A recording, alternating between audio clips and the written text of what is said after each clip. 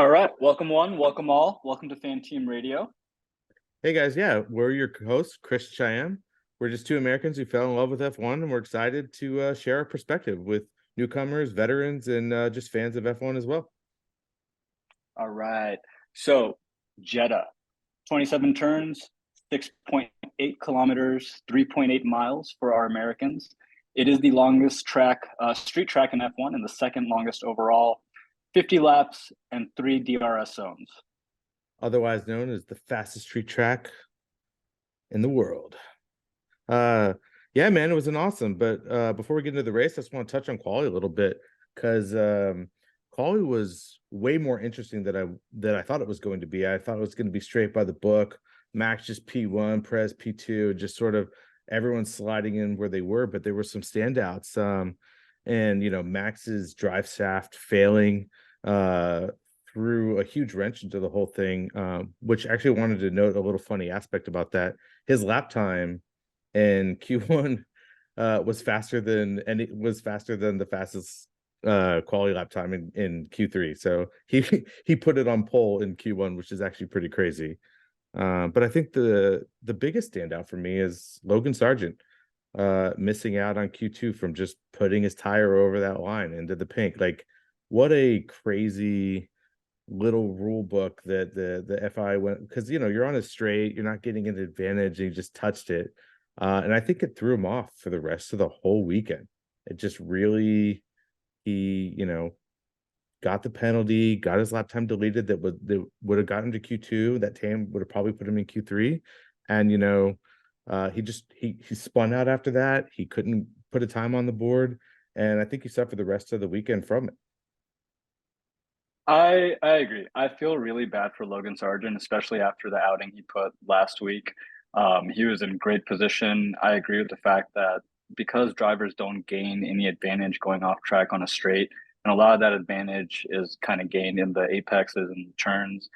That should just be something that the FIA acknowledges early on, because it's a rule that doesn't make sense. It doesn't gain or give advantages to anyone, and it does throw drivers off. Logan looked like he was visibly distraught after that qualifying, and I wouldn't be surprised if it bled into race day. Yeah, I mean, it must be hard to be a rookie and all of a sudden your engineer is saying like your lap time, your delta is getting you in, and you're excited about it, and then all of a sudden that gets deleted and you're thinking like how embarrassing, and you start questioning yourself, you start questioning, your performance, and then you try to remember what you did to do that, and then you're starting to overthink the lap and trying to recreate it and ultimately failing from that. And I think it just ruined his confidence around the track and just really threw him off pace. So yeah, to your point, like about the rule being weird, I'm just curious, like why the rule exists in the first place. Like, was it specific to Jeddah? Is it just a reason that they didn't want, because of the speed of the track, they didn't want people approaching onto the pit lane? I'm not sure, but it's just one of those things. It's like I'm curious about that rule. But yeah, I'd like to think maybe it's something to do with how fast the track is and what kind of Mick had to go through last year, and potentially avoiding that. That's me putting my positive hat on and giving the FIA, a little bit of goodwill there. But and this will, we'll talk about this a little bit more in our call here today, is exactly what the FIA does and doesn't do in terms of an organized sport, and it having some like guidelines and rules that everyone follows, everyone adheres to. It seems like a moving yard line for these guys. So we'll get into that a little bit more. I know you had thoughts on Lance Stroll's performance today as well, or during qualifying this weekend. How did you think he did? yeah, I just wanted to quickly talk about the fact, because when he started his last lap, and I think he was like 1/10 off the pace, or even less than a tenth off the pace in the first sector, and then 1/10 off the pace in the second sector.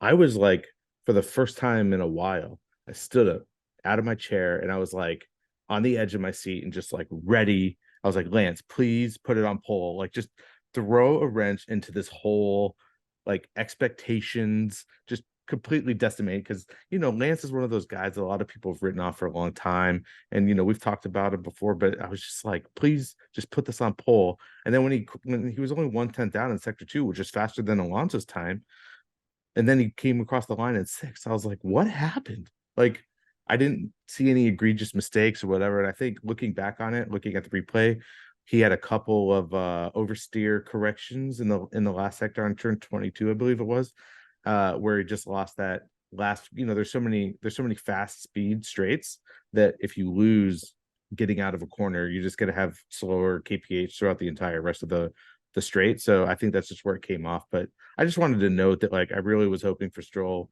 and I think his performance and quality was really good. And yeah, let's get into the race. Let's do it. So let's talk about the grouping of these cars, right? What we saw today was Red Bull in a league of their own. Pretty indicative of everything that we've seen preseason and last race. We saw Aston Martin with Fernando Alonso split the difference between the Mercedes and the Red Bull. So Red Bull come in as a pack right after that. Alpine came in as a pack. And then from there, Haas had a really good outing today with Magnussen putting up points, Hulkenberg coming in 12th. Sonoda even, put in a little bit of work there. But the back of the pack looks pretty scrambled still, I'd say. I think the, AlphaTauri showing up today really made it impactful. You can see what they're doing on a healthy weekend. I can see them definitely, making that fight for 5th. In 4th, Ferrari kind of grouped together. We'll expand a little bit more on them today, but tire deg was a really big issue for them today. Felt really bad for Leclerc as well, as I always do.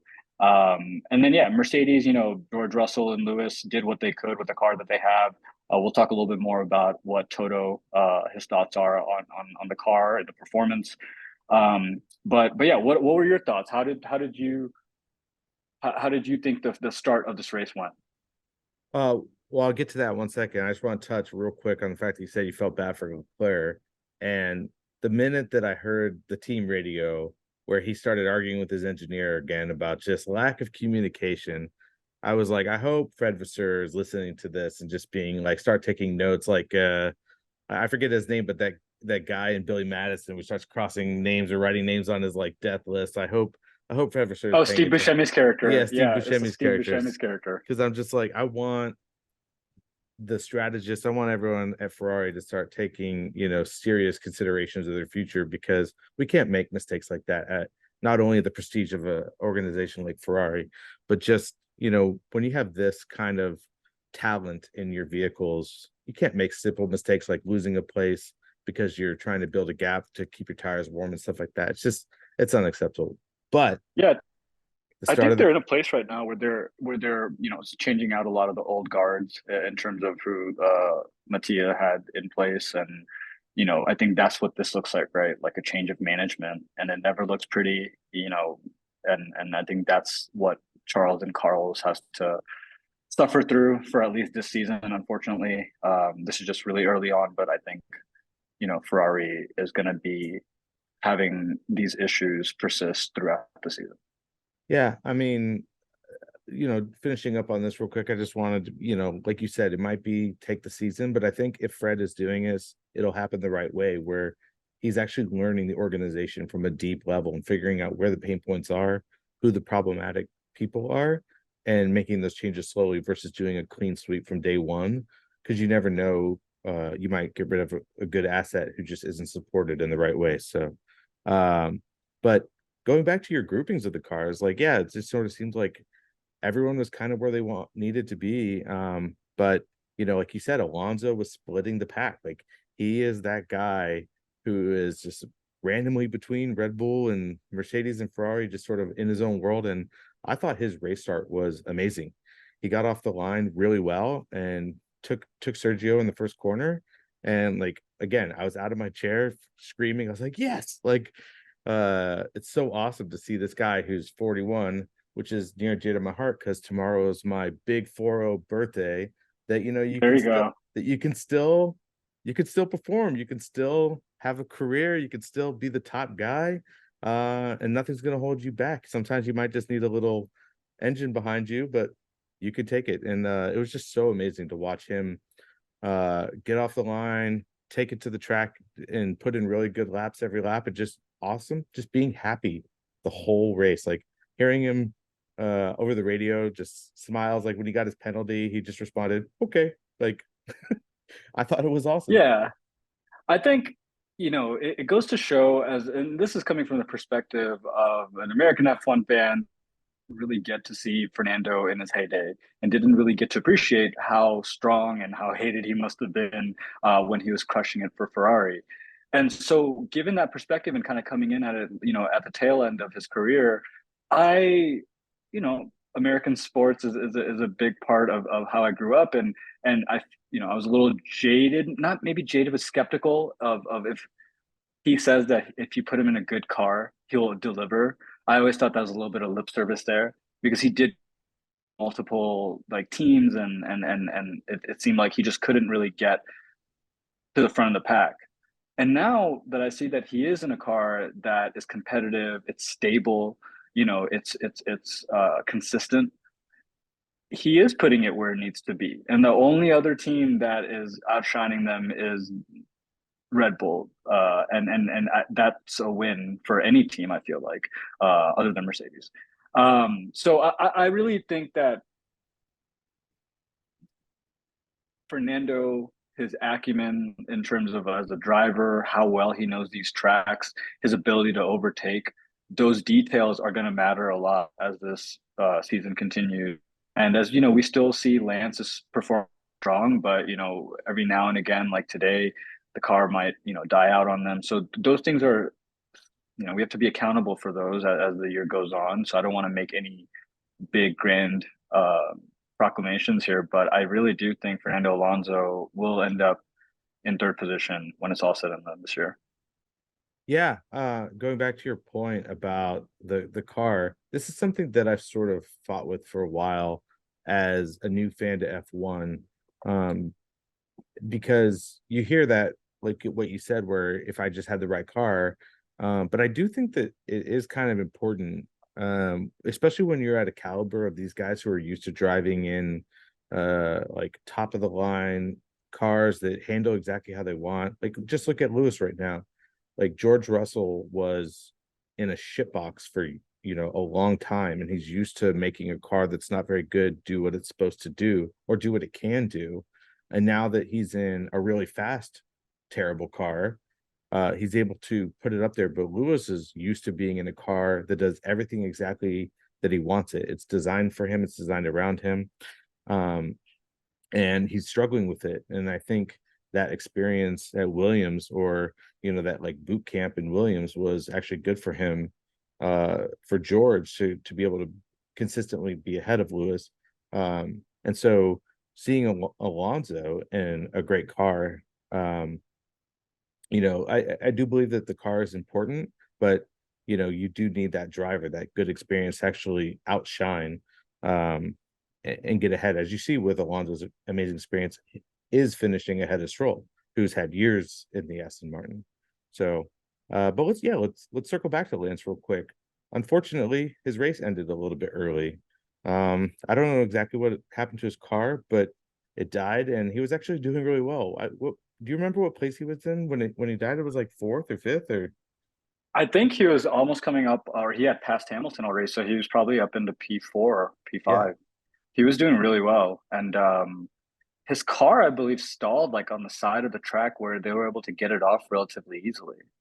yeah, What do you think about that? yeah. So this is a, another new thing that hasn't really happened very often in this sport, at least since I've been watching, which is obviously not very long, couple of years.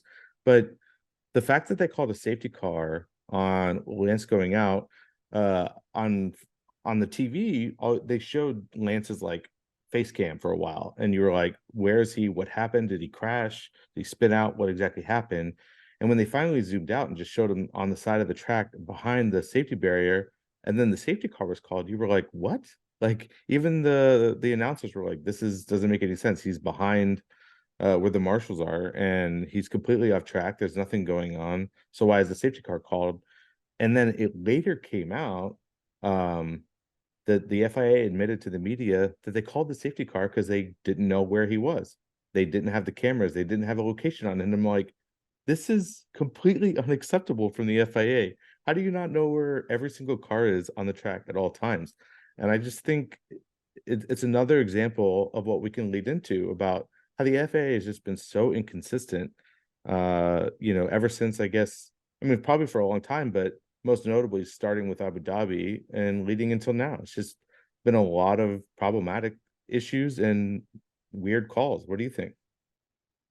Yeah, I mean, it's the hot topic of this week, unfortunately, is what happened with serving or not serving his penalty properly, along with his staff and his engineers, and how that was applied and brought back and post race. It is embarrassing, right? I think that the inconsistencies and the arbitrary nature of how they follow rules, how they you know uh, administer rules, and how they're able to kind of have undefined lines that they have to keep going back to redefine on a per situation basis. It's not, this is again me being an American sports fan. If I saw anything like that egregious, like in baseball, basketball, football, there would be a media riot, you know. And I know we had talked about this a little bit, Chris, in terms of, if the people travel in basketball, sometimes people step out of lines when they're playing football, and it's not called even during instant replay. There are those instances, but there are defined rules of what a catch means, of what a home run means. If it like hits the foul like bar and then comes back in, like it's an infield. So there are all these rules that are written down for every single scenario that are undisputable for the most part. And then F1, it seems like again a moving yardstick whenever, and they bend the knee to scrutiny way quicker than they should, and then they don't bend to scrutiny in other situations where they probably should reconsider. You know what I mean? It's almost like an ego of ownership seeds the fairness of sport.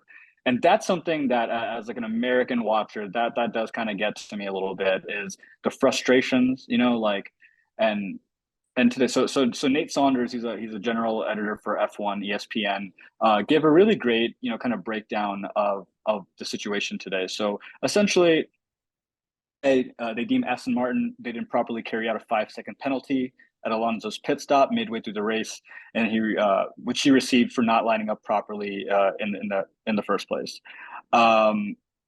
They came back to that decision afterwards and said that, you know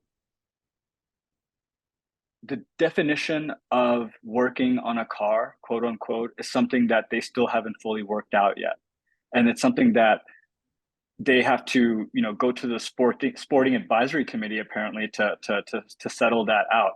And so they're meeting again on later on in March to figure out, how are they going to regulate the sport in a fair and transparent way. I I also think that's lip service. Yeah. I think the nature of the people that are in charge of the sport, they've let a lot of bigger things go by.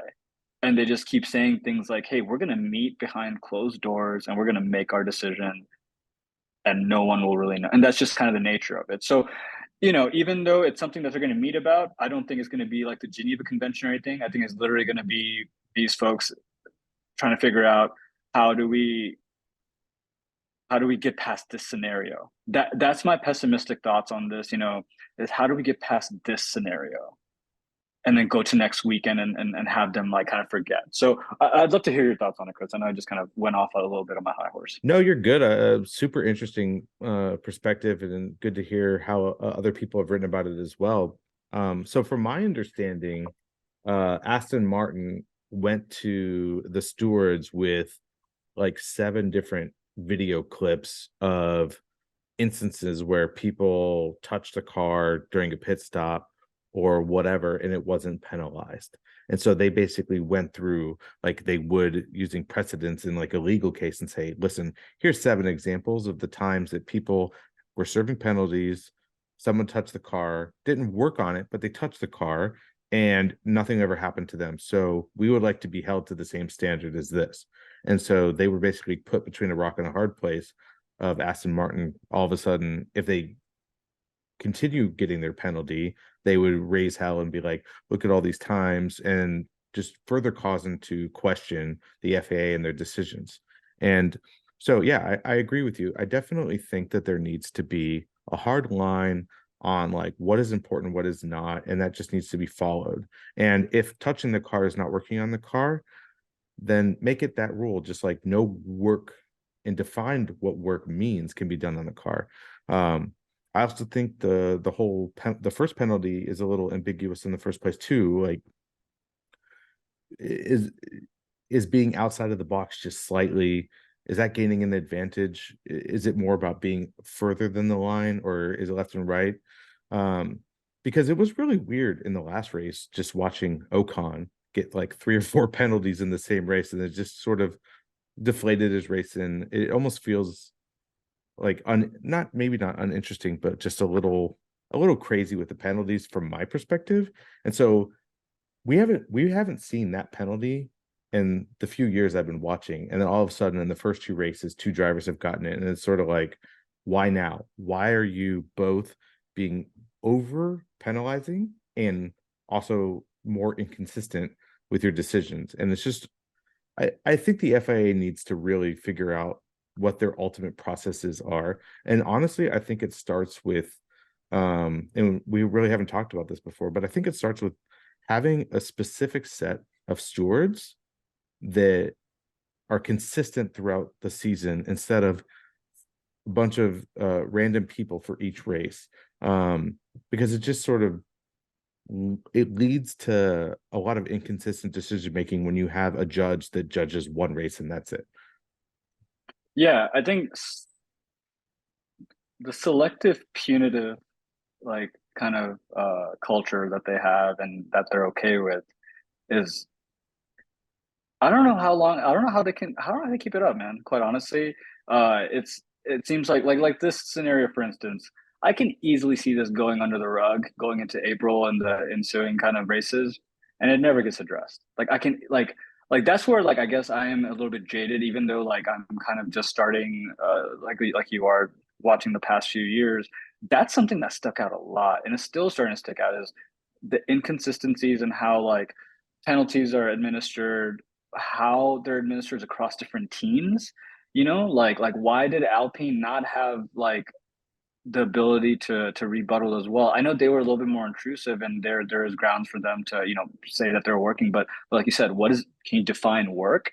Like, Yeah. can you define touching? Like what there has to be certain definitions. It can't all just, this can't be the press that the FIA makes an arbitrary, rule, and then the onus is on the team to go collect all of these like videos and things, and then take it to the steward. Like that, that shouldn't be the path of least resistance. That, or like the appropriate path. It's a lot of entanglement, a lot of red tape, and a lot of inconsistencies across. So it makes it hard for fans to keep track of like what happened on the track and then what the punishment is afterwards. Like it just doesn't add up. Um so yeah, I think there's a lot to be said for improvements needed on these rules. I'd be curious to see after this March 27th meeting what comes out of it. But I'm not hopeful. Yeah. Well, so I have one further like thought about this, and I'm curious how you feel. In other sports, um, there's tons of instances where there's like a bad call, like in soccer, like for instance, like there's like a penalty kick, and then the instant replay comes on and it was very clearly not a foul, or someone was very clearly fouled and it wasn't called, and they have the technology. But at the end of the day, if there's a bad call, if something happens, if the sport continues on and the game continues on, it is what it is, and they move on. So I don't really like this. The I forget what lap the safety car happened on, but I think it was like lap 18 or whatnot. And this penalty wasn't called out until Alonso was already standing on the podium. And it's sort of like, is there a statute of limitations that needs to happen? Like, I think the FIA needs to be able to review and instigate penalties or whatnot before people are standing on the podium. There needs to be like the race classification. Once the race classification is like signed and they're on the podium and celebrating, that's a result, unless there's just like blatant cheating going on. I'm like, Yeah. I'm just curious about your thoughts like on that. Like, should they ever go back and do that? Or because it's just so weird, like hearing hours after the race, this stuff going on. It like really takes away from the legitimacy and the integrity of the sport for me. Yeah, so I think two things to that. So one is an example that I'll pull from football, right? Like American football. Coaches have red challenge flags, they got two of them. After a play has happened, you can throw that flag out up until a certain point. If that next play starts before you get that red flag out, you have no grounds anymore to challenge that play, regardless of what happened, if it's right or wrong. That moment of hesitation, the onus on the coach to throw that flag, that is appropriate for that sport, because that sport is being played in real time. That's football is, you can pause it, you can replay it, you can see what happened. In F1, I can appreciate that there has to be a little bit of a delay probably to understand really what happened in that situation, because the cars are moving so fast. But it's not like they don't have replay technology that they can instantly go to, look and see what happened, and right as it happened, they have I guess uh, in business it's called SLAs, right? If you sign a company to do certain kind of work for you, the contract says like, hey, you have to do it within X many days, X many like hours or whatever. There should be some sort of SLA for the turnaround time that the stewards have, or like the replay team has, to administer those penalties, or replay a situation, see exactly what happened, and it should be administered as fast as possible. I don't know enough about like how the inner workings of that would happen in an F1 race, because like I said, things are so fast. It's not like a football like game. So, but I do think the principle of having a time limit between when something happens and by the time a penalty is administered, like that should be much tighter, and that should be more consistent. There should be, you know, markers of success that the FIA puts up to continue to make that process a lot more iterative and a lot better. Because I think, yeah, right now there is a big delay, and it's an inconsistent delay between something happening on the track and then like the consequences of that administered by the FIA afterwards. And then a lot of flip flops happening at the same time. So yeah, I think like they need to find what's appropriate for F1, and I'm just using the coach's challenge flag from football to help me out here. But there are other instances in sport as well, right? Like, you're only given a certain amount of timeouts, like in basketball. You're Right. only, if you get two technical fouls, you're out. What does a technical foul look like? Well, it could be a couple of different things. One is if you make contact with another person, like with like your fist or with your knee, and all the referees agree that, hey, that in replay, that is out of bounds and egregious and it was with intent, then that is a little bit more arbitrary, right? Like there's consequences to that. If it's a flagrant foul and you get two of, but six normal fouls that are like in-game fouls and use them strategically, like that's the part of the game, like, and that could mean like you're touching someone's or you hit someone's when they like, I guess what I'm trying to get to is there has to be definition, Yes. and it has to be at a really granular level, and it has to account for as many situations as humanly possible that has happened in F1 and that could happen in F1. That takes a lot of time, that takes a lot of synergy across leadership. And with a sport that's so international and there's a lot of stakeholders at the table from different parts of the world, this is probably one of those like the the downsides of something like that. I Yep. think it's a beautiful sport because it's so global, but I also think this is the drawback here is that there's no unity at the leadership level. Yeah, and there's been so many changes at the FAA. The race directors have changed.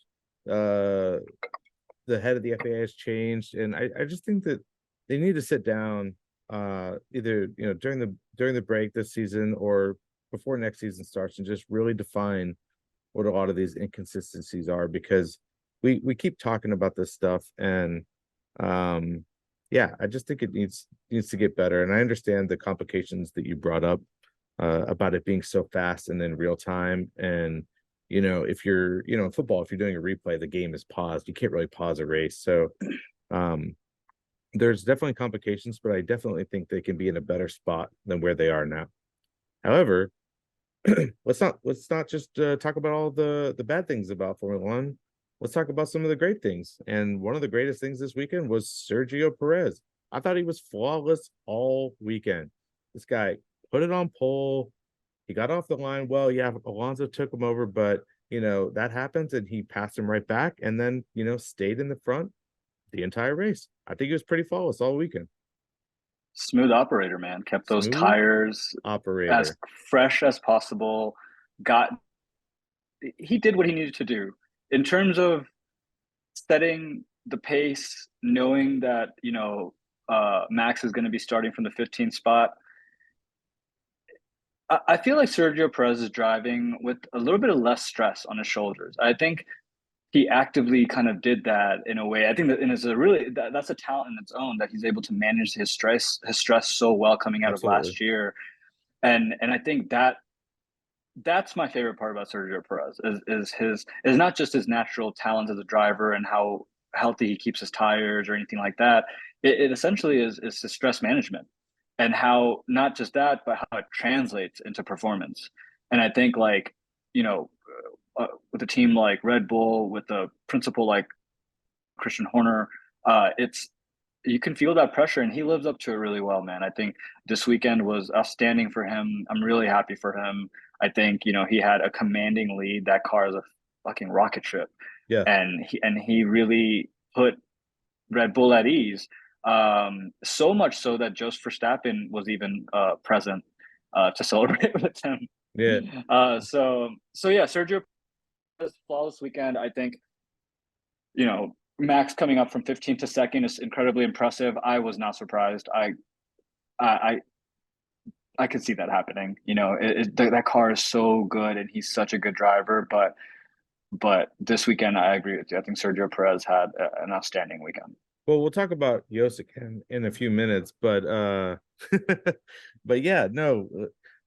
When the safety car came out, I was slightly concerned because that's what ruined Perez's race last year, because he was his tire strategy got all screwed up from that, and he had already pit, if I recall correctly, and he was on the hard, and everyone else just was faster than him. So, but I was worried because I knew Max would come up. That gap closed when Max was able to. I think he was like, still 8 seconds behind. And then when the safety car came out, I was like, oh no, don't put Max this close. I don't want team orders.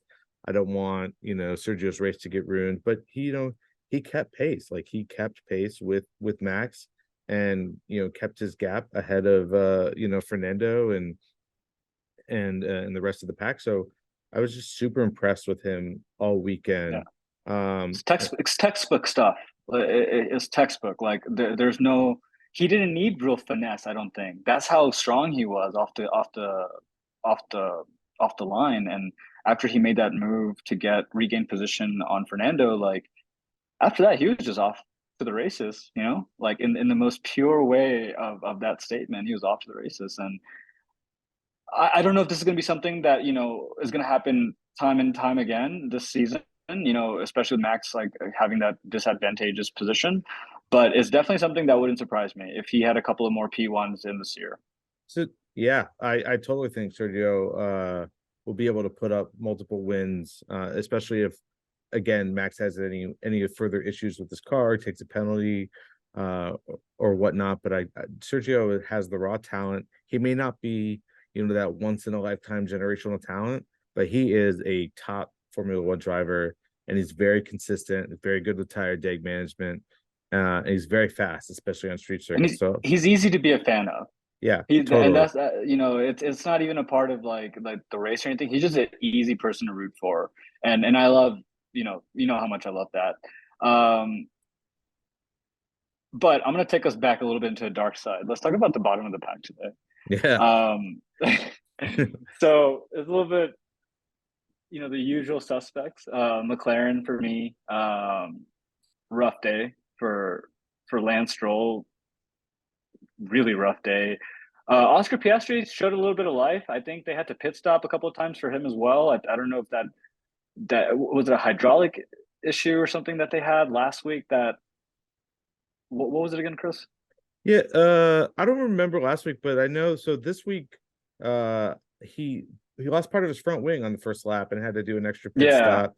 And I think Lando also ran over whatever that piece was and took damage as well. So they both ended up pitting on the first or second lap and kind of ruined both of their race. Although, they showed a little bit of pace, but I just don't think that McLaren has what it takes to like lead the midfield. yeah. I think they're just kind of gonna hang their hats until Baku, like you said, and just I'm curious to see what machine they come out with then, and the learning curve that's associated with that, and how long it takes for them to get in stride. Um, I think Valtteri also had a really tough race today. In Valtteri's interview, he had mentioned that he probably also ran over some of that debris from the Piastri crash. They haven't really identified the issue exactly, but he mentioned there's no grip and possible damage to the diffuser. So I felt really bad for Valtteri. I really love Valtteri. I know you do too. But he just kind of got lapped this race, and I do think that he, uh, as the driver of his stature, I think that's really sad to see. Yeah, I think he deserves to be in a better car, and he deserves to be closer to the mid pack. yeah. So Valtteri for me is just, it was I didn't know what had happened and why he was struggling so much. Obviously, he came over Team Radio complaining about an issue with the car, that there's something rattling. And so that made me feel a little bit better that it wasn't just pure pace for him. But it's very Yeah, hard. I love Valtteri. He's absolutely my favorite driver on the grid, you know, contrary to what the jersey I'm wearing. But yeah, Valtteri has been my favorite for a long time, and I've wanted so much success for him. And just watching him struggle in the Alpha for 2 years now has just been a little disheartening because he's such a great guy, and I do think he yeah, has he has really good, especially one lap pace. Like he was obviously behind Lewis in terms of raw talent, but he's kind of like another Sergio for me in terms of like just a really good second driver who can consistently put up consistent wins when your main driver isn't doing as well, or when you can have a standout weekend. I just love the guy, and I hope that they can get their car together, just like the McLaren. So yeah. Incredibly capable driver. I think if you put him in that second seat for Aston Martin. So Chris, in case you didn't know, I'm just using the second seat as Aston Martin as a hot kind of ticket for any driver that I think are too good for their team. So I think if you put Valtteri in a car like you know as available, consistent, and secure as a Aston Martin right now or as a Red Bull, I think he'd be back to the top. Right, he has all the mechanics to be a really great driver and to get consistent podiums. It just sucks that Alfa Romeo is just not able to kind of give him the piece of equipment that he needs. And then speaking of pieces of equipment, Williams, another bottom of the pack team for me this week, which is surprising after the performance last week. Alex had to retire his car. Logan, like we were mentioning earlier, I think the headwinds of qualifying really did affect his performance today, which is really rough to see. I'd like to. I hope this is just a one-off for them, and that they'll be back in shape for Australia. yep. But what are your thoughts on Williams today? What did you think? Yeah, well, honestly, Williams was I wasn't at the forefront of my watching experience because I was so focused on Alonso's race and what was Yeah, going on with Red Bull and the drama with like Mercedes always asking about where Alonso was. So, but yeah, it was tough to see. Um, uh, why am I blanking on his name? Your Fernando? guy. No, no, no, Oh, Lewis? no, George? no, no. Williams driver. Oh, Logan. Alex Oh, Albon. Alex. I don't know Yeah, I why. went through the whole list there. I love Alex. I don't know why it lost the name in my mind, but yeah, it was tough to see him retire the car. He's a very capable driver. He's actually on my fantasy team. I put him on there because I was just like, he's good. He's super consistent. He's going to Yeah. constantly out qualify Logan. He's going to put it up there. So it's tough to see them. I definitely think that they have a capable car. It's fast on the straights. And I'm super excited to see if Logan can take the talent that he showed in quali and his good performance in Bahrain, and actually start putting it up for big points, and getting Williams sort of out of that really bottom of the pack. Because I think when all is said and done, if McLaren doesn't improve their car, they're going to be bottom. And I think AlphaTauri is going to also be really close to the bottom, if not the worst team this year. And then Alpha is obviously struggling.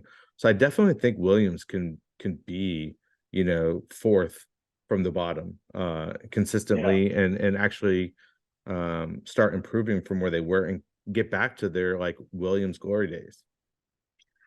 Do you think they're in a better position than Haas is, or do you think they're on equal footing? Especially after Haas put on, a relatively decent performance today. Haas is such a wild card for me. I'm gonna go ahead and say that Williams will outperform Haas in the long run, only because Haas is just they don't seem to be as motivated to build a championship winning car. Williams seems to be, they have James from Mercedes, who's gonna really try to make that car a contender as much as possible. And I just don't think Gunther and Gene are gonna. I think they're gonna be happy being not last. Um, Yeah. like they can't afford someone like Daniel Ricciardo. They already said they can't do that. So I think they're happy having, decent drivers and a decent car. And it's just such a weird team for me. So yeah, I definitely Yeah. think Williams can outperform them in the long run. Yeah, I agree with you. I think Williams is actually, even though it's kind of a diamond in the rough, they're actually working towards something. Whereas like I think, yeah, Haas is just kind of like spinning circles in the pool and just glad that they're not drowning. Yeah. So I guess if that's a win for them, that's a win for them. But it is a really weird situation to have a team without really any kind of full purpose, stick around. We'll talk a little bit more about the Haas situation in a bit, but right at the bottom of the pack is AlphaTauri. Nick DeVries came in 14 today. He I don't know what to make of this outing. I don't think it was very strong, especially kind of given the pedigree that he came into F1 with. But Yuki almost got the points today. Bad that he didn't. I was really rooting for him to get the points. I think he's one of those drivers that has to keep dominance over Nick DeVries. Like there can be no questions going into next year, or I Right. think he'll lose his seat next year. Yeah, we talked a lot about that in last episode. We'll just say, Yuki's sort of in the hot seat in terms of he has to perform this year or he's probably gone. Um, but I'm actually happy And to that, see Yuki and that, outperforming Nick. yeah. And I'm saying, I guess like the delta between them has to be significant. Like Yes. Yuki has to, you can't just be like, oh, Yuki just like eked out like Nick. I think it's like Yuki just really handedly beat out Nick, and we're gonna keep him as our number one driver. And Nick might be the one that has to get pushed out for a D2. So I think Yuki doesn't have to like go and get points every single race, but if he's like handedly ahead of Nick, I think he'll be able to keep a seat at least. But if for some reason the gap closes up a lot more, and for sure if Nick kind of overdoes or overperforms, then I don't see Yuki having a seat at AlphaTauri next year. Do you think that's fair to say? Yeah, I definitely think that that's fair. But honestly, if you want my true opinion, I definitely think AlphaTauri just needs to. They're another team like Haas. I think they need to figure out who they are and what their goals are. every time I think I talked about this last episode too, but because them being the second team to Red Bull, and where I don't think they're ever going to be able to be championship contender. They just seem like that other team that's always going to be middle of the road, and so I like to see Yuki perform there, but I also just want to see the team, put in better performance overall. Because I definitely think that they have good talent, and I want to see that talent succeed. But it's just another question mark team for me, and it's sad to see Yeah. them back of the pack. But I think that's why Gasly left.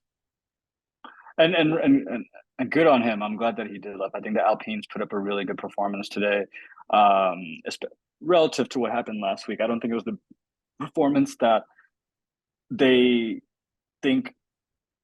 I don't think it's the performance that they're going to want to go after. Like that's not their ideal position. I think they would essentially, effectively be a position behind where they were last year if they go into fifth. But I think this progression is promising. I'd love to, see how this, you know, matures as they go into Australia and to other races in the year. But right now, it seems like Pierre and Esteban have a decent working relationship. It doesn't seem like any of the perceived, friction that we had going into season is actually, materialized in any significant way. So that's good to know. Cool. Let's talk about our winners and losers, Chris. Who you got for your winners this week? Yeah, I think we could both agree that the big winner this weekend was Sergio. I mean, winning his fifth race overall, just super great performance that we talked about before. Like, obviously, he's a huge winner. I was really worried when the team radio came across and they started alluding to future team orders. I don't know if you recall that, but they asked him to match Max's delta, but Yeah. plus 0.4, which over the course of the remaining laps would put Max right on his gearbox. And you're like, what are you guys doing here? Like, it's the second race. You're like 1-2 both races. Do we really need team orders for Max? Let Sergio win. And I'm glad Sergio, stood his ground and said, guys, what are we doing here? So I'm just super happy. Exactly. Yeah. Yeah. It's again, it just goes to his character, like he'll stand his ground, but he's also like his stress management is really, really mature. And I think, Red Bull I think Christian Horner really respects that. Even though he, treats Max like his first son, I think he does respect what Sergio brings to the table. And yeah, I agree with you. I think winner of the week is Sergio Perez. Driver of the day for me is also Sergio Perez. I think Max Verstappen is also a winner of the day. I appreciated when Lewis was able to come back from P13 to win I believe it was Brazil 2 years ago. And just even if I wasn't a Lewis Hamilton fan, just seeing that happen was incredible. So to see Max bring that the Red Bull from 15th all the way to second, it doesn't surprise me, but that's how impressive this car and he is this year. Yeah. Is that I'm not even that impressed anymore. Like you know what I mean? Like he's so impressive that I'm just like, yeah, like it's just a matter of fact, like it's just gonna happen. So yeah, it was great to see him put in the most challenging position that he could have been put in this race, and then him still, coming in at P2. So those are my two drivers of the day and winners of the day. Yeah, I'm gonna have to go with Fernando again. I love the guy, and just I don't blame you. seeing him on the podium again just makes my heart melt. The guy has been struggling for a while. Obviously, he's the old guard. And last year they were seventh in constructors, and nobody could have expected them to be where they are. And just seeing the smiles on his face, but just putting in the performances. I hope it continues throughout the year, and that maybe there's a few flubs by Red Bull and we can have some sort of a championship fight or a hint of Alonso's third championship. But I'm just super happy for the guy. So big winner for me. Yeah. No, I don't blame you. It was between him or Max for me, and I think just what able to accomplish in terms of making up all those positions. I think he eked them out just by a little bit for me. Let's talk about losers. Who are your losers for the day? Yeah, my big loser is gonna be Logan. Like, And I think we talked about this before, but it just stemmed from quality. Like he had a great lap of quality, and then just all kind of fell apart from there. And like you said, I hope this performance was kind of a one-off in Bahrain. I want to see him improve. I think it's not only good for American F1 fans, but just to show the legitimacy of our driver pool Yeah. and just watching another young rookie talent rise to the top instead of another, let's not name any names, but a couple other Williams or Haas drivers that just strode the back of the pack. I want to see competitive drivers, and I want to see, that he deserved his seat. And so watching him sort of fall apart from a mistake, and that's understandable from a rookie, but I hope he makes it back. Yeah, I agree with you. I think, what an outstanding qualifying up until that last little bit. Yeah. And even then, it's not like he did anything so egregious that, should have. Sometimes, Chris, I don't think the penalties are equitable to like what they did wrong. You know what I mean? Like Yep. I just don't think like I think sometimes like it skews way too high or skews way too low. And I think they need to find a better balance than that. And that's probably pulling a lot of historical data, seeing like what case studies were like in before, previous situations like this. Like we had mentioned, and a lot of people commented on the fact that if you're not gaining an advantage by going, off track or slightly, hitting the edges on straightaways, if you're, then why is that a part of like the punishment?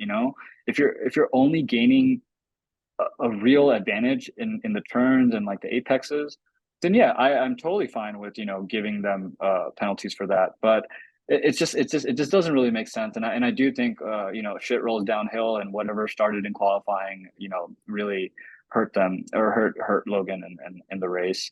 Yeah, we don't really have to rehash the whole thing, but it is kind of weird that his tire barely grazes the pink and bam, penalty.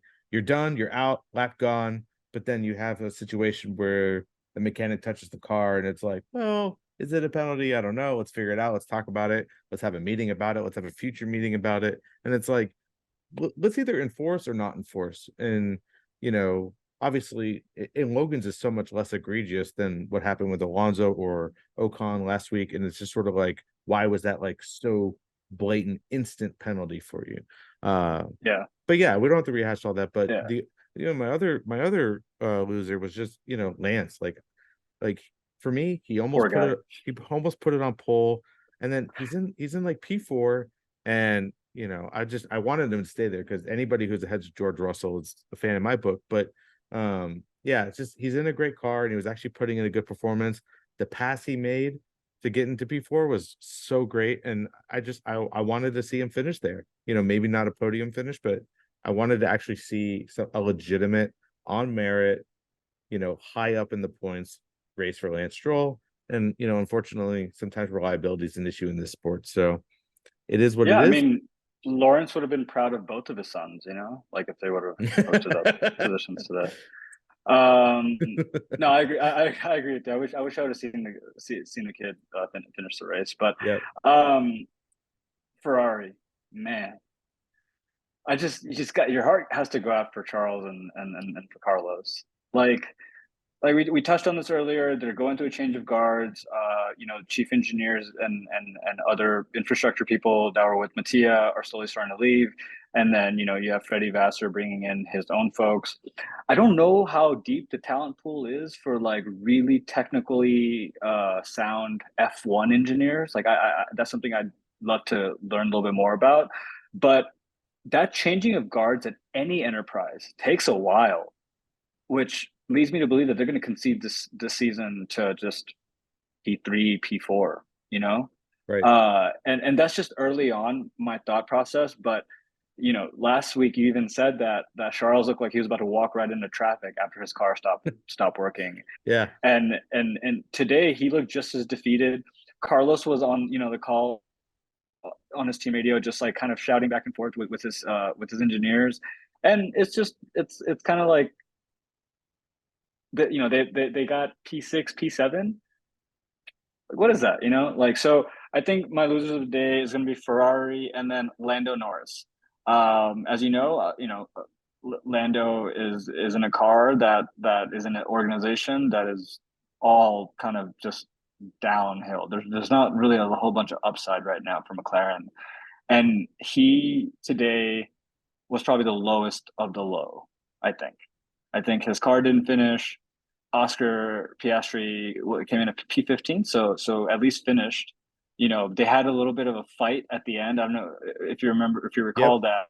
that, but it was like the most sad, mediocre fight like in the history of of of of, of F1. Like in for the short amount of time that I've been watching, is like how as Lance, you know, what do you do? What is that next step? Do you stick around knowing that, you know, McLaren will have some sort of upgrades coming in a few races, and then just kind of lean into that? He signed a really big contract with them. That seems like he's doubling, you know, almost seems like he's doubling down on McLaren. But let's just think out loud here. Where do you think Lando could potentially go if you know this thing with McLaren doesn't really work out? I think there's three obvious choices. Um, as your favorite second seed at Aston Martin, I think that's a big potential possibility for him. If Yeah, Lawrence would ever continuing firing his biological son, not his favorite son, and arguable. That's um, debatable. it would require another year potentially, but things seem to be heated a little bit behind the scenes with Sergio and Max for me. If there's a team order from Max to get rid of Sergio because of their sort of like battle, and we can talk about more on another episode, but you know, the second seat at Red Bull could potentially be his, but also I'm a little concerned about Lewis retiring, and we can talk about that in a little bit. But if Lewis retires, I definitely think Lando is someone who's capable of taking that second Mercedes seat. Yeah, that'd be interesting. That's probably the only way that, you know, Mercedes can keep two really um, stable drivers in, you know, in seat, but then also make sure that they're not getting an old head, you know, like someone that like a Nico Hulkenberg, or someone that is only there for a little while, right? So I agree with that. I think that'd be interesting. I think the contract situation is what I'd be more curious to see. If it's going to be another like, hey, I'm just going to leave, Hey you man, know, kind of situation. Zach Brown could get known for the guy who's just going to pay $10 million for your guy to not drive for you anymore. If that's the case, I'm gonna go try to apply for McLaren racer Yeah, seat dude, as soon as possible. there was a while there where they took on like 6 or 7 different reserve drivers. They had like the whole wide and I was like, oh, let's all just join in on the reserve driver for McLaren. It's Um, like you remember the movie Invincible yeah, with the Philadelphia Eagles like open tryouts and Mark Wahlberg. It yeah, kind of reminds me of that. They're just like, hey, anyone, just yeah. get in here and Hey, see what you can do. but I Let's talk think about that's hot seats. Wait, what were you gonna say? like real quick. I was gonna say I think this is another situation where Lando has to outperform Oscar consistently because Oscar is one of those guys who's known as a potential generational talent, future drivers champion. And, you know, if Lando wants to get out of his contract or move on to a better team, if McLaren continues to sulk, then he's gotta put it in front of Oscar. Otherwise, Oscar could steal his glory. I mean, F1 is littered with people who are great talents who never went anywhere. And I really hope that doesn't happen to Lando because he deserves his shot to put it up there. But um he really has to be consistent this year. And I hope McLaren can get their stuff together, but if it doesn't, I could definitely see him leaving. But yeah, hot seats.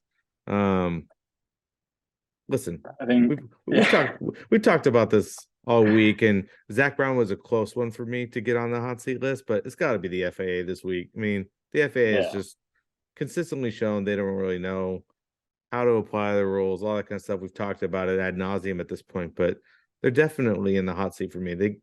They got to get their rule book together. They got to get their decision making together, and they just need to be more consistent. Yeah, I'm right there with you. I don't think there's much of a hotter seat this week than how the FIA dealt with uh this Fernando's penalty situation, the arbitrary kind of nature around how they, you know, deliver these penalties and then retract them, and you know, it's What was really sad is I saw George. I mean, I am a George Russell fan, so I saw him kind of post this thing post race, and he's like, "Hey, and I'm paraphrasing here, but he's like, "Hey, like Alonso, they should definitely have won, but but if I'm gonna get the podium, then cool, that's okay too."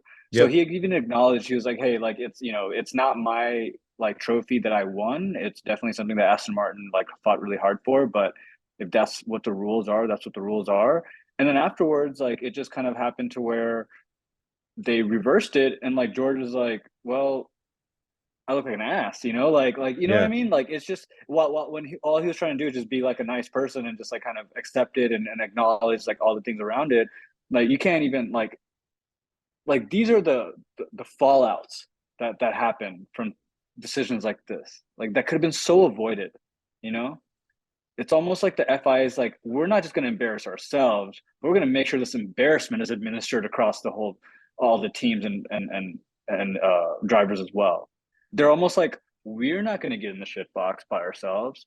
Y'all are all gonna get in the shit box that we built, you Yes. know? And I think that's like the FIA's mentality, like like diverge. Like let's push it off. Like let's push it off until people forget, you know? And and that puts a bit of a drain on the sport. So I hope, we'll see what happens for this March meeting with all these guys, but I just don't have high hopes. Yeah, we've had a few of these meetings now, and they always talk about the way things are going to change, and maybe they implement them for a couple of races or whatnot, but it just doesn't seem to be long-standing, fundamental changes. And I hope that that does happen at some point. Yeah, I think we just gotta stick with it, get some more Americans on board, start making more analogies to football and baseball, and it'll fix itself. So let's talk about a couple things off track, Chris. I know this week, these past 2 weeks have been kind of fraught with news outside the track. The Haas Russia controversy is is one that I'd be really curious to kind of hear your thoughts on. So just for everyone out there listening, PBS NewsHour published an article where an investigative reporting team uncovered that Haas has been selling computer numerical control machines (CNCs) to Russia and using them probably for war machines, even though those chips can be used for like tractors and manufacturing. This likely being used towards war efforts in Russia. Haas's vice president Peter Zerhut denied all of the allegations against them and said that they stopped doing business with Russia on March 3rd of last year, just a week after they invaded Ukraine. However, NewsHour uncovered that shipments continued to Russia months after the invasion began, and at least 18 shipments were made to Russia directly from Haas, worth $2.8 million from March through October. You had mentioned last episode, Chris, that Gene is kind of taking some steps away. We don't really see him at all the races anymore. And with this cloud of potential sanctions against Haas against Russia, and then like uh, the penalties that Haas will have to face for that. I would love to hear your thoughts. Like, what do you think about this? Do you think this will affect Haas? Do you think they'll have to change ownership? Do you think this will happen in the matter of next year or so? What do you think is going to happen? A few things. Back to the point about Haas not being at races, Gene specifically. I need to look into the legitimacy of this. But I saw on, I think, a Reddit thread that the reason why Gene doesn't attend races is because he's literally not able to, because he has a prior strike against him, like a criminal felony charge, that he's literally not allowed to go to certain countries. And I was like, whoa, that's interesting news. And then when this came out, building on top of that, I was like, first of all, my first thought was, what are you doing? Like, if this is actually true, like 2.8 million, that's got to be a rounding error on their balance sheet. And it's like, if that's all that you're doing, breaking sanctions, that's really bad. And I definitely think there needs to be ramifications for that if that's the case. But it's weird. It's a weird situation because when the war started, they cut ties with the Mazepins immediately. They fired Nikita immediately. and it seemed like they were so anti-Russia, anti all this, and they were willing to follow the rules and regulations instantly. So it was sort of like, if they're doing that, why wouldn't they just stop this? So there's either incorrect information, or they were finishing deals under the table, or whatever it is. But ultimately, I definitely think that if they are doing some of this stuff, there probably should be some sort of ramifications. But yeah, it's just sort of like, for me, it's like, why? Like, why would you risk all this for this? But I don't know exactly how it ties into their F1 endeavors, if these are completely separate entities within the Haas umbrella. But yeah, it's just a really weird one for me. Yeah, I mean, if I've never come across something like this before in any major sports. I have seen owners, get knocked out of basketball organizations and football organizations for things like, being misappropriate, or having like said something that is vastly inappropriate. So those kinds of things do kind of happen in these organized sports. Again, with the with F1 and the culture around the FIA, I don't know what it'll take to get Gene to not be the owner anymore, and having, making him sell the team to someone else, because effectively, if he's pronounced a war criminal to any extent, I just don't know if F1's going to want to be in the same sentence with someone like that. So, I'm just thinking out loud here, and it's just based on like these articles that I've been reading, and kind of uh, really entertaining like what would be the worst case scenario here and what would be the best case scenario. I think best case scenario is that it's not the big deal, and that Gene's able to kind of just keep operations as they are, and they're just stay mediocre. I think worst case scenario is that Gene gets caught up in legal troubles, and then they have to sell the team, and then they can't find the right buyer, and they have to strip it, Well, or I know of an amazing buyer who wants in yesterday, and it's Andretti. I yeah, like they're not gonna let them in. I I definitely like, because Haas is already the quasi quote unquote American team. So maybe they'll let them switch one American team for the other. So that would be my hope. Because at least Andretti's That'd gonna, be great. Yeah, yeah, they're gonna that'd be a put, really great fill-in. yeah, so like we'll see what happens. My guess is that it probably amounts to nothing at the end of the day. But I would love to see Andretti in place, although the world would be sad about the loss of Gunther. Yeah, who knows? He has a house stateside, so he might just stick on his team principal of Audi, Yeah. or of Andretti. Well, Um, speaking of leaving the sport potentially, let's talk about Lewis for a second, because his post race or his post quality interview, I didn't see his post race interview yet, but he just seemed so dejected, so down, like he was so out of sorts last year with the W13. Said he never wanted to touch or see the car again. Then Toto puts the car in the lobby of the Mercedes factory as a reminder to everyone, never build this car again.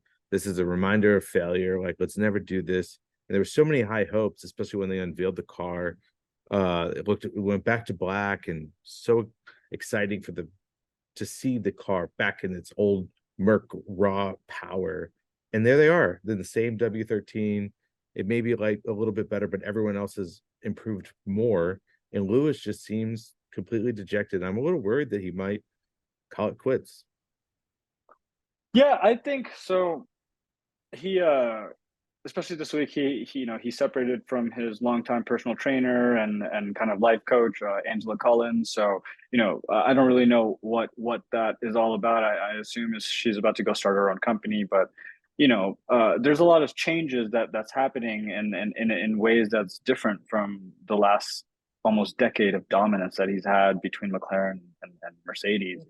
And that's a perspective in itself. Like you mentioned, George coming in from the perspective that I had driven a shitty car for the longest time, and anything even incrementally better, I'm going to put it to the dirt.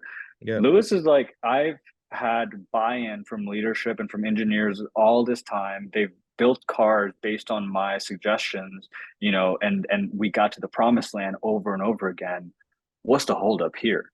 Like, why are you guys not like? I spent almost all of last year in these experimental phases trying to get the car to where it should be, and guys are like not listening to me. And he even commented on the Red Bull's car today. He said, he's never seen a car so fast. And then George last week said that he wouldn't be surprised if Red Bull won every single race this season.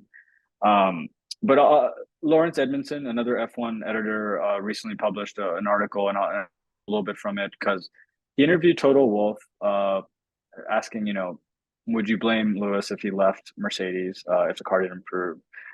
In a sense, Wolf said, no, I wouldn't blame him, but I think we're in a place right now with Lewis, and we built a trust that at least in the next year he's gonna, he'll be with us. But if you want to win a championship, you need to be in a championship car, and if in like 2 to 3 years out, he's trying to look out. Toto said that he gets it. Uh, he also admitted, he said at a certain stage, we came to the conclusion we got this wrong. Simply, we got it wrong. So he knows, it's not like he's hiding behind anything. I think it's just a matter of mediating through the dark times. This will look like, sometimes it's not always going to be up in in roses. Sometimes it is up in flames, and that's just where they're at right now. Lewis obviously, I'm sorry, Toto obviously knows Lewis a lot more than we do, and they probably have much closer interaction. And when Lewis is, really brief and kind of curt with his responses, I think that's where Toto comes in and fills in a little bit of the blanks. And I don't think he'd say anything that's not on par with what Lewis is thinking. He might not disclose everything, but I think that trust that they build at least helps, kind of fill in some transparency and some gaps. So I'm not the most happy about the situation in right now, but he is a part of the team for the next year. I confidently can hopefully, hope is that he'll be with Mercedes for at least the next year. And hopefully they change this concept up and go more towards the Red Bull Aston Martin Yeah, I mean, kind of concept. I really hope, because I definitely think there's concern that Lewis could leave if they go through the end of this year and just could never get a win, never get on the podium that high. And if the car doesn't improve, they don't change their concept, they don't bring upgrades, and Lewis is dejected from Bahrain to Abu Dhabi, then I definitely could see him being like, maybe it's time to throw in the towel. And maybe he pulls an Alonso and retires and then comes back. But if Red Bull continues the dominance that they're in, I definitely don't see Lewis being Max's teammate. And you can't be in a championship winning car if you're not in a Red Bull, at least at the moment. So it just might be a really difficult situation. So Yeah. I feel bad for the guy. Like, I really wanted Max to win in 2021. I obviously didn't enjoy him winning the way that it did win. I don't think it was Max's fault. It was the FAA's fault. But Michael Massey. yeah, Michael Massey, FAA, all of them just sort of really made some poor decisions. But I was happy for Max to win. I didn't want Lewis to win. And then after all the dust settled, I was like, I feel really bad for the guy. I want him to see his win his eighth championship. And it sort of seems to be slipping away. And I kind of feel bad for the guy. So hopefully they can at least give him a potential championship winning car to at least give him the tools to fight. If it doesn't happen, it doesn't happen. Yeah. Stuff happens in sport, and he's already the greatest that there is. So, but I definitely want to see him able to compete. Yeah, you don't want to see no one wants to see a dying star. Yeah, man. Like that, it's like even when I wasn't like, and I'll bring basketball back to this, like, I wasn't the biggest like Shaq fan or Kobe fan, but I learned to love them more and more as I started understanding like what they meant to the sport and their decades of dominance, Right. like I started to appreciate that after the fact. And I think that's just how sports is sometimes. Is like you appreciate things after that. We appreciate a Seb after the fact. So so yeah, I think I would love to see Lewis get an eighth and then leave and then know that he beat out Schumacher by one. That Yep. would give me a lot of pleasure and a lot of peace of mind, and it'll be great to see. But I don't disagree with you. I think there's a lot of work that needs to go in, and I don't think that him leaving Mercedes is going to be the answer because there's really no other that can, you don't want to go to Ferrari, that's for Yeah. sure. Uh, like you don't want to go to Ferrari, and I don't think he's going to go to Aston Martin. That would be a really weird setup. So yeah, I think he's kind of just has to stick with Mercedes, and over the next 2 years, they're going to have to put in some side pods. Yeah, they Um, definitely need the side pods. Yeah, well, real quick before we wrap up, this sort of the race that we're talking about, I wanted to bring back that moment you talked about with Jos Verstappen real fast because oh yeah, you said that even though he was celebrating with Sergio, if you go back and watch the replay of that moment where Sergio is like jumping into the team's arms and everything, Jos Verstappen is right there and he looks visibly upset pissed.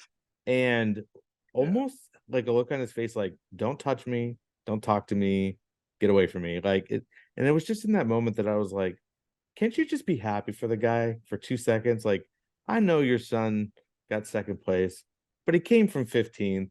It, there's worse things that could happen. Be happy for the team overall. But it was sort of like it just seemed upset. And I was like, I really wish this guy wasn't here right now. And that's just my own personal yeah. opinion. I don't like him. I mean, I'm sure he has a really close relationship with Max. I'm sure he's kind of his quasi coach and all that. But at the end of the day, I'm like, it's a little weird for me, and I just kind of want the guy gone.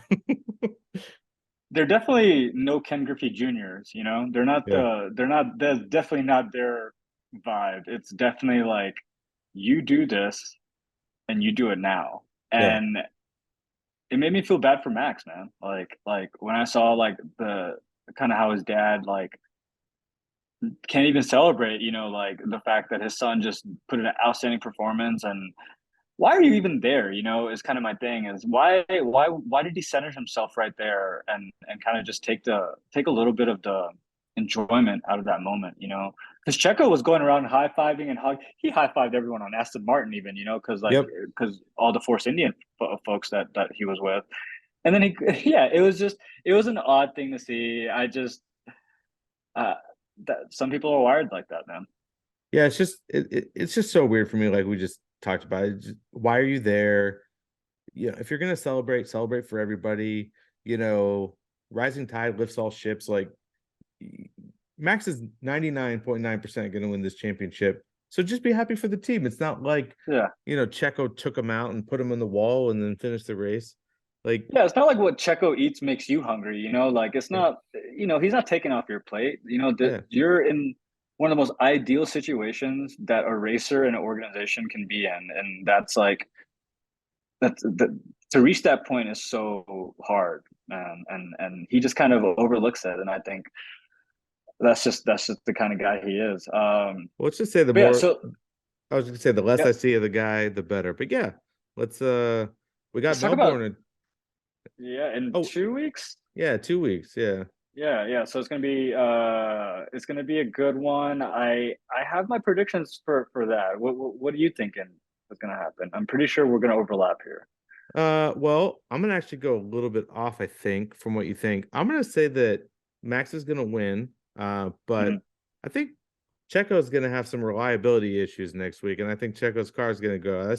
That's my little my little prediction there. So I think You think Jose is gonna do something about it? uh, I don't know, maybe, but no, like obviously the Red Bulls have already shown a couple of reliability potential issues. Like Max's drive shaft went out, and they replaced the gearbox with shifting issues. So, and they had this happen last year where both cars DNF'd in Bahrain, and I definitely think sometimes in the early season they're going to have some kinks to work out.